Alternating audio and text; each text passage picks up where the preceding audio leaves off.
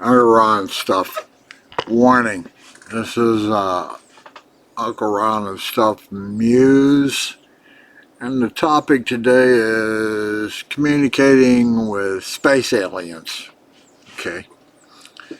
Um, I like cosmology. I like the universe idea. We have galaxies. We have, there's been a question like, where are we? We've got receivers going. We're looking for other intelligence in the universe, and we do that by primarily scanning the radio frequency spectrum.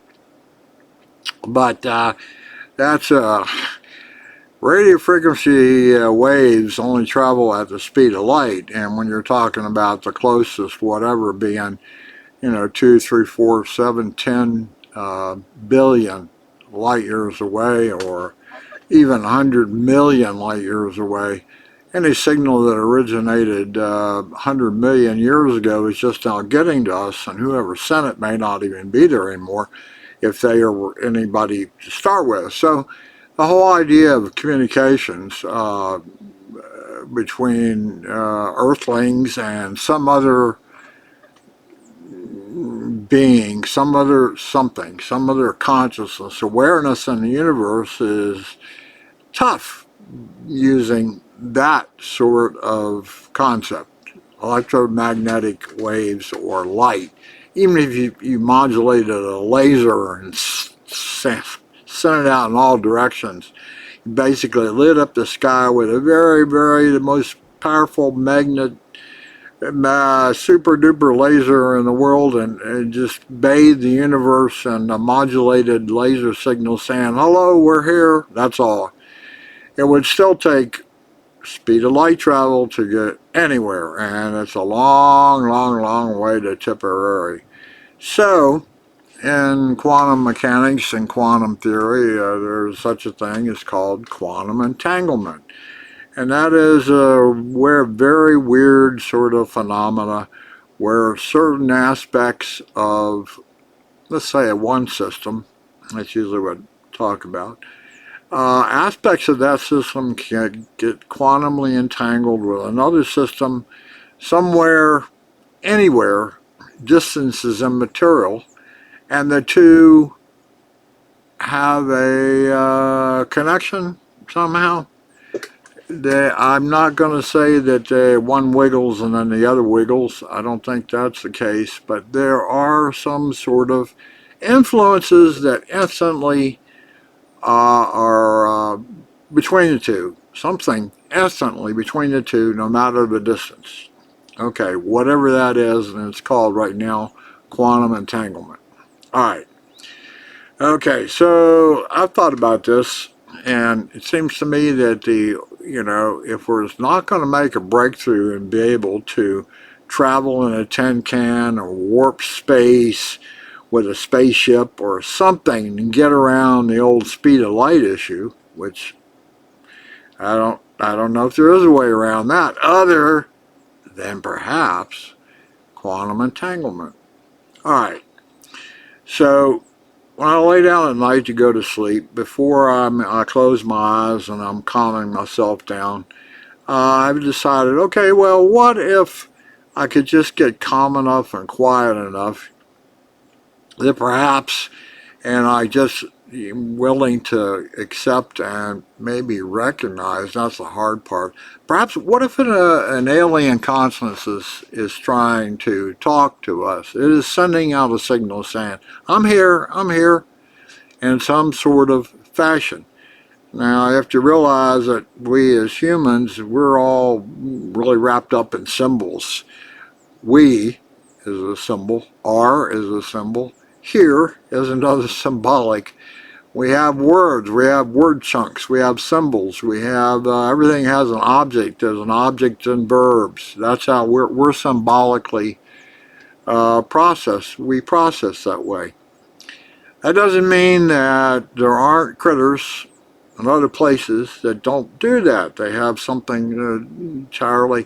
There's no reason to assume that, the idea that you could find a perfect Earth somewhere else at a perfect distance from the sun to have an evolution that would result in identical sort of human species with us, with an identical sort of adaptation to our environment, that we go, our mind becomes symbolic in nature, and that is we communicate via word chunks or shared memory of definitions, shared memory definitions. I think the chances of that are slim to none. So now that gets me thinking about, okay, so the only way I could ever be quantum entangled and recognize that I was in quantum entangled with some other species is if I don't know how to recognize that. I would have to lose my ability for symbolic and open it up to some other way. I used to have dreams about flying. I'd be up in the air. I'd be 50, 100 feet up in the air, and I'd just be drifting around, and I'd be looking down on the earth and looking around. It was really cool. But I wasn't thinking anything except, just I was there. That was it. But as soon as the thought occurred to me, how the hell am I doing this? I started drifting back down to earth. And no matter what I did, like, well, why can't I remember how I did that?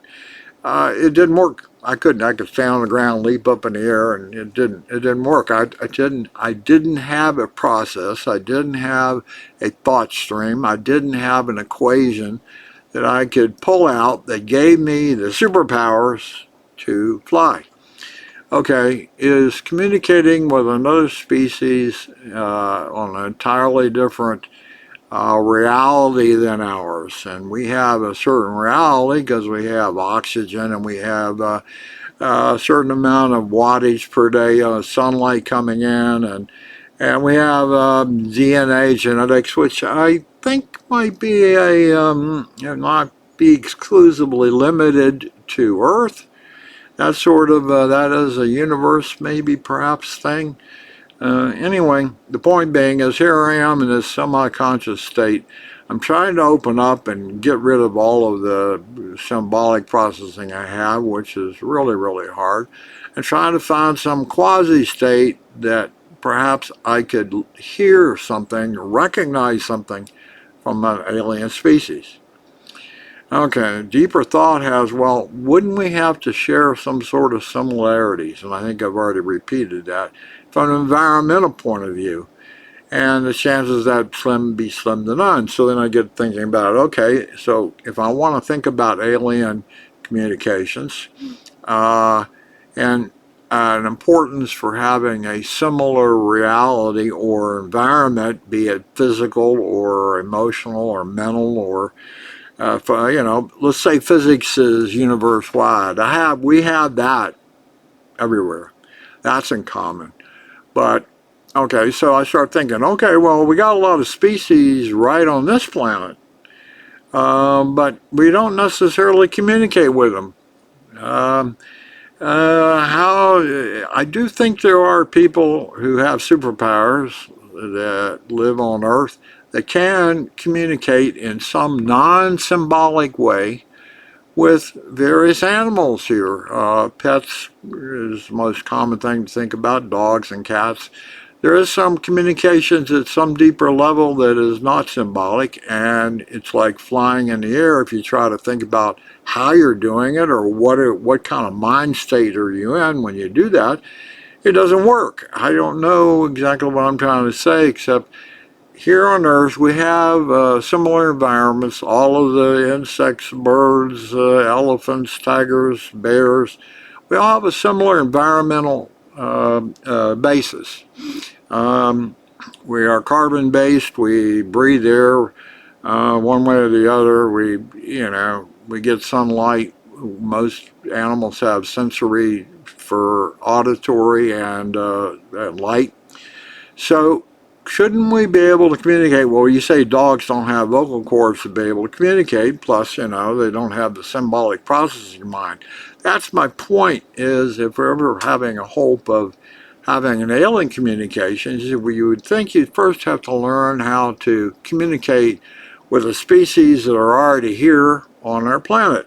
Now, I have looked into that and thought about it over the years, and it's really bizarre. Sometimes I think eye contact.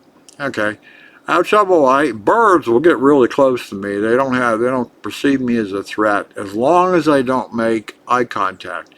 And you know when you make direct eye contact with species, I think you may have experienced that when the eyes locked. There's some sort of phenomena that occurs that is not symbolic, it's something else. When two people's eye lock in a very deep manner, or when you can lock in with a dog or a cat or something else. Deer do not like to eye lock with me. I've tried that as long as I don't try an eye lock with them. Birds don't like eye locks. Rabbits, squirrels will lock as long as I'm at a distance. And they're curious and they're open, but underneath of it all is fear. And I understand that all the species here on Earth, one of the things that we don't necessarily have built in anymore is the fear of being eaten all the time, which most species here on Earth do have. Now that may be prevalent in alien species throughout the universe, if there are any, and I assume there has to be somewhere, some sort of consciousness.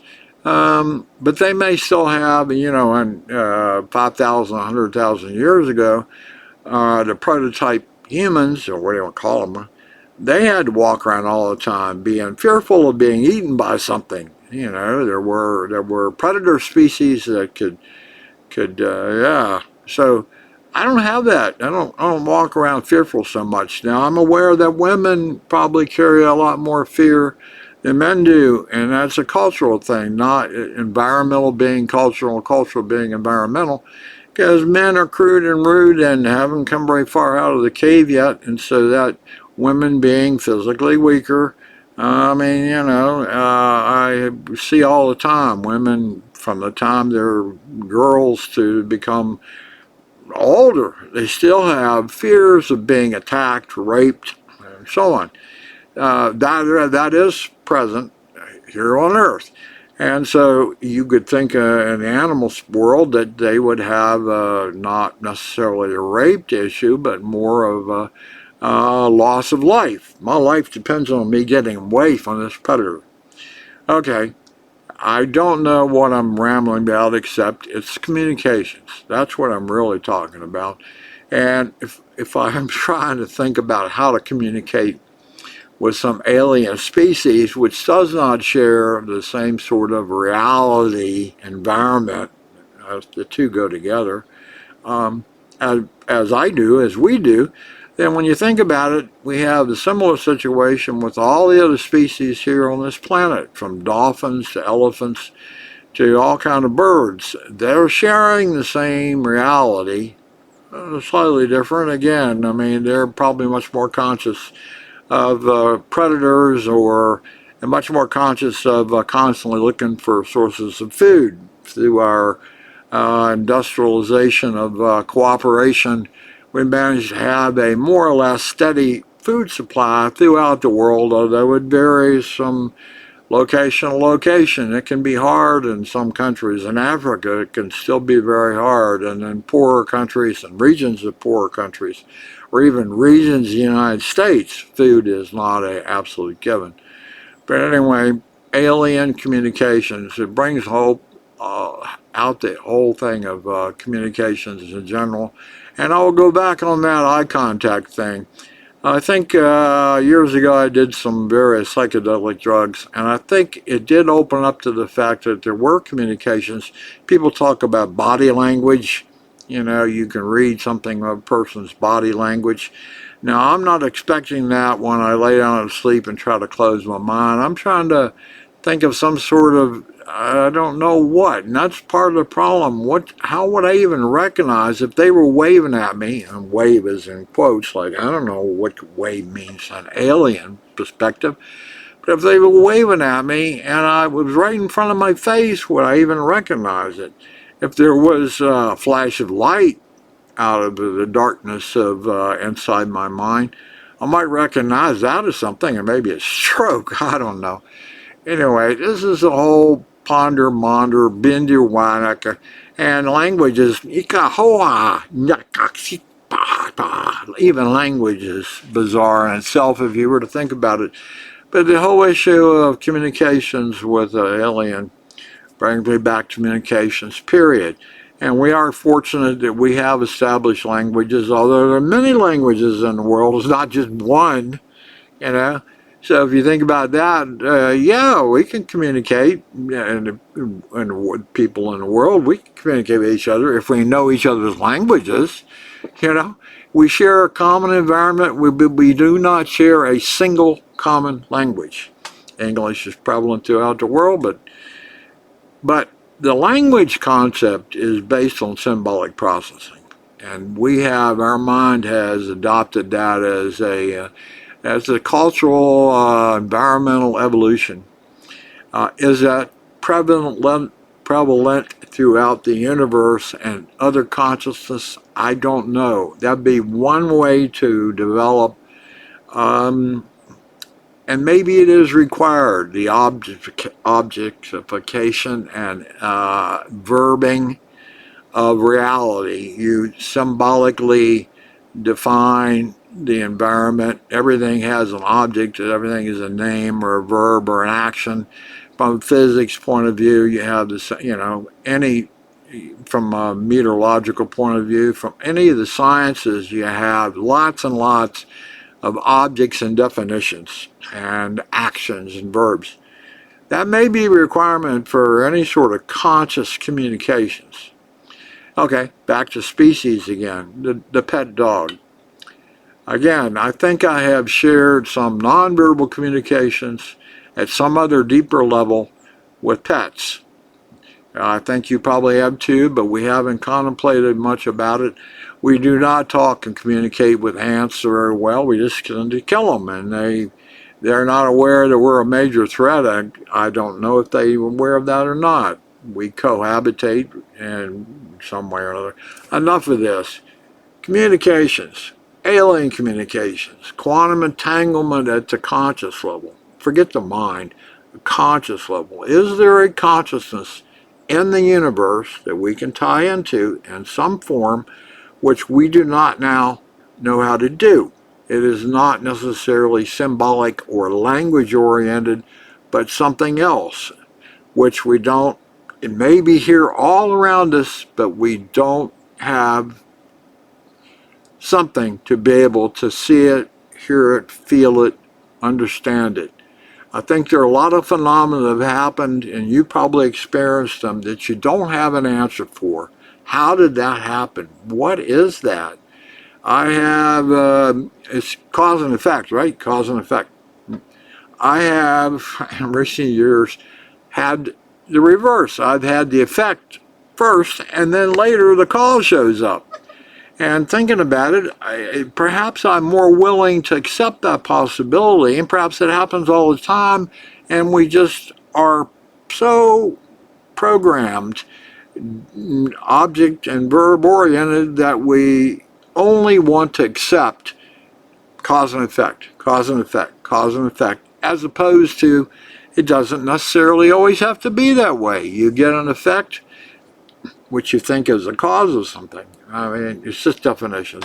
Anyway, this is a long Uncle Ron stuff ramble, but I haven't done one of these in a while, and I'm sort of got my head screwed on today, so I'm not, I'm not fumbling my words like I usually do. So, take it. It is a warning. A warning.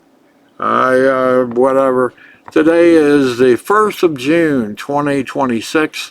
And it's been a long time since I've done one of these, but I did put up on my background some sort of alien. It won't look like that. I'm guarantee alien civilizations doesn't look like that. That's created out of a symbolic human mind, not an alien mind. Thanks for listening. Maybe you can get something, maybe not. I don't know. If you ever get something and you want to share it with me, please do. Send me an email, send me a text message, something. Bye-bye.